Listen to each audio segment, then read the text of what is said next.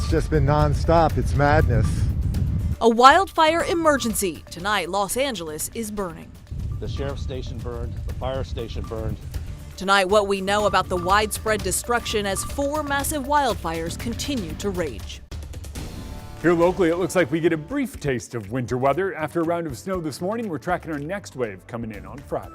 I think that this isn't over and we have an opportunity to really come together. New steps to develop Latah Valley, more on the transfer of land that'll bring new construction to the area.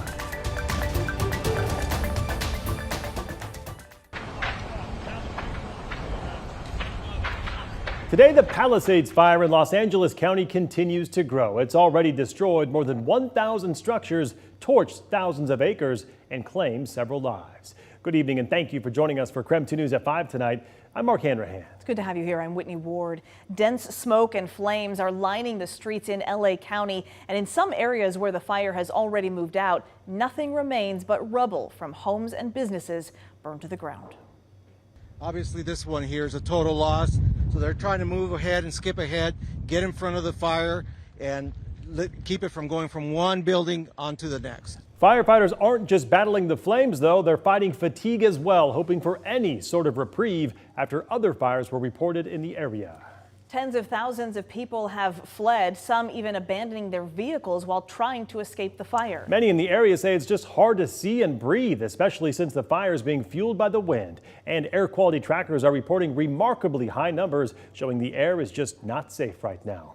This afternoon, we learned the California fire officials have put out the call for 200 more fire crews to come to help. And local crews plan to answer the call. 6 strike teams from Idaho have been tapped to head to California, including at least 20 firefighters from North Idaho. In the meantime, Washington firefighters and supplies are on their way to California at this very minute.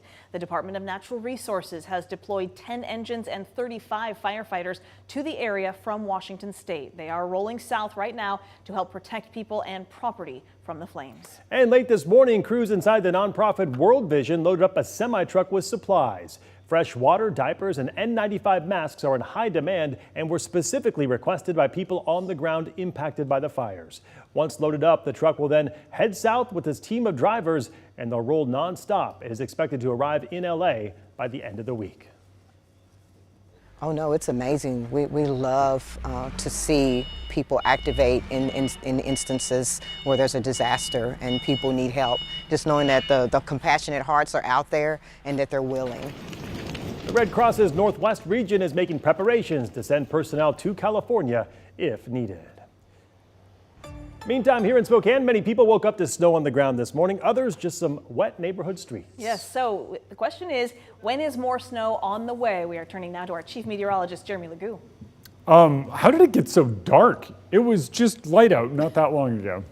I mean, you tell us. It happens every day. Okay, the sun sets at just after 4:15, and by now we're through twilight and it's dark out. All right. Thank you. We woke up to a light round of snow this morning. Most of us less than an inch. Some places picked up a little bit more. With that snow on the ground, temperatures trend a little bit cooler. You get snow, you get cloud cover. Instead of acting as a blanket to hold in heat, it kind of acts like a cooler during the day to keep us a little bit, cooler. And with that, our temperatures have stayed pretty close to or below freezing. Likely going to be a couple slick spots on the side streets out there when you're driving around, just with the moisture in those temperatures dropping. Tomorrow, with a ridge of high pressure overhead, it's likely we have more fog with that cap on our atmosphere, basically the ridge pushing everything back down. Then it's eventually a round of snow that arrives on Friday. You can see it creeping in early in the morning for us, but I don't think we really wind up seeing it until about 9 a.m. and then it just continues on and off throughout the day. Friday, less than an inch, but it's a chance of snow nonetheless. You want sun? Saturday is our best chance we'll have in a while. All right, sounds good, Jeremy. Thank you very much. Developing tonight, the Washington State Department of Natural Resources has set a deal in motion to exchange land in Latah Valley for land on the west side. KREM 2's Christian Garza spoke with DNR about the exchange and why it's happening in the first place. As you can see around me, there isn't much going on here in Latah Valley, but that's all subject to change come summertime of this year. The Washington State Department of Natural Resources has officially got the ball rolling to exchange land here in Spokane County. This comes after the State Board of Natural Resources voted on Monday to approve the exchange of nearly 200 acres of Spokane County land to Blue Fern Management LLC, which is a Redmond, Washington development company. This property in Latah Valley is dedicated to funding K-12 education across the state. However, DNR says this land isn't producing enough money consistently for long-term funding. So now, to be able to better fund K-12 education, DNR is exchanging this land in Latah Valley for a property in Whatcom County. It is a property transaction, so we will be exchanging the Thorpe Road property at its value and receive that Bellingham property in return. And because that property generates significantly more revenue, that will allow us to better fund our schools. In total, DNR will pay Blue Fern Management LLC just over $7 million for the land in Bellingham, and in return, Blue Fern Management LLC will pay $8.2 million for the Latah Valley land. Later tonight, we hear from Spokane City Council members about what they plan to do for the community moving forward. The Washington State Department of Natural Resources say the closing date on this land transaction is on July 15th. In Latah Valley, Christian Garza, KREM 2 News.